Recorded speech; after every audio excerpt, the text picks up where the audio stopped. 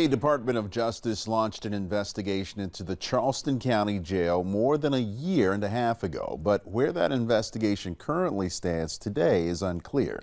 It's raising concerns as inmates die behind the facility's bars. In November of 2023, the DOJ announced that it would conduct civil rights investigations into the Charleston County and Richland County jails after multiple inmate deaths. Specifically here in Charleston, the DOJ stated it would examine medical and mental health care, use of isolation, and use of force. Live 5's investigative reporter Emily Johnson has worked on getting us answers for months and tells us why the DOJ investigation's delay has advocates questioning inmates' rights. A person, even while incarcerated, is still granted basic human rights. So just because a person is in this situation does not mean that they should be treated less than humane. But a federal investigation is questioning whether those rights are protected once an inmate steps into the Charleston County Jail. To the extent that people's rights are being violated, we need answers and we need to fix the problem before more people die.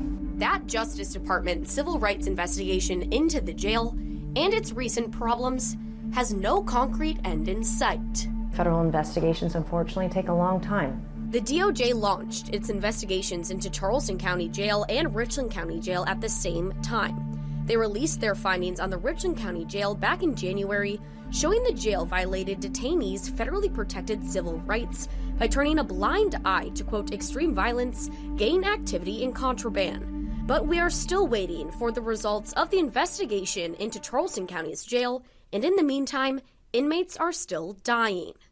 It's been radio silence for a while now, and that's pretty disturbing. Since November of 2023, 5 inmates have died behind bars at the jail. Donald Robinson, George Washington, Lorenzo Trapp, Jordan Bell, and Forrest Creeder. That needs to be investigated. Those families deserve answers and they deserve justice.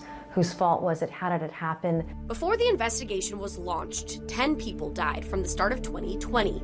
Suicides, medical neglect, allegations of excessive force, and lack of supervision are common causes. Why is that such a concern for yourself to see this problem still continuing while the investigation is underway? We're seeing history repeat itself, and we're not getting clear answers on why. You know, people are in danger, people are suffering. The first step to accountability is just getting a clear accounting of what's happening in there. The Charleston County Jail is one of the largest in the state. It holds more than 1,000 inmates, including David Legree, whose family says he was generally healthy before being held here for over a year.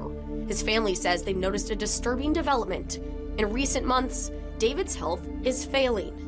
It's been a roller coaster knowing that, you know, he isn't getting the proper care. Headaches, blurred vision, and extreme thirst. Just some of the symptoms David's loved ones detail.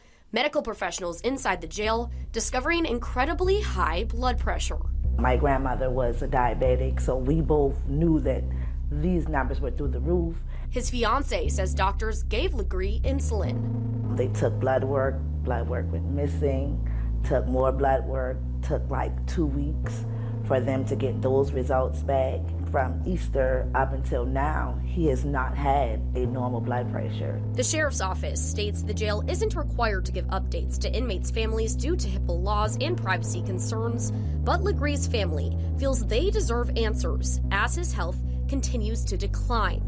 He's a little nervous himself as well because he's always asking like, hey, you know, is this right? Is this right? You know, he's lost weight. He's lost like 60 pounds. Lord knows, I don't want to hear a call that, oh, they tried to wake him up and he didn't wake up. Live 5 Investigates has contacted the Department of Justice, both nationally and here in South Carolina, for an update on the status of the investigation.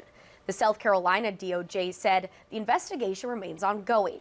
Around a month ago, the national DOJ said no comment here, but when asked for another update this week, it stated that the investigation remains ongoing.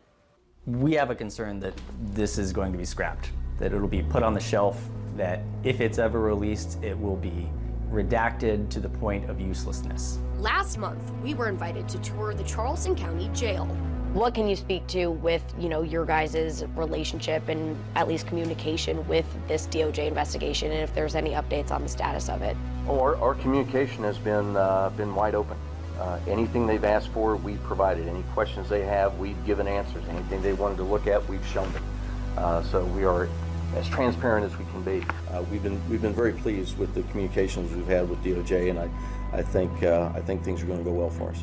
As of this week, CCSO confirmed the DOJ visited the jail at the end of April as part of its investigation. Representative Nancy Mace called for the DOJ to investigate the Charleston County Jail in the spring of 2023.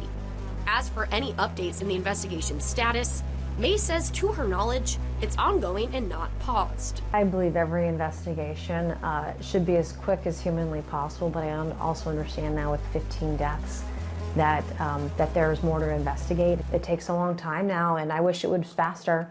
I would like answers for these families like I asked for 2 years ago. But for the 1,300 inmates who called the jail their temporary home, the results of this investigation could be a defining factor in the future of their health and safety. The bottom line is that people don't forfeit their rights when they cross the jailhouse door. Well, hopefully, the investigation will proceed and they will advocate for change. And just the urgency of it all, like they just need to put some urgency in it. David's loved ones say it's not just about him. It's about basic human rights and the rights of everyone behind these bars. For Live 5 Investigates, I'm Emily Johnson.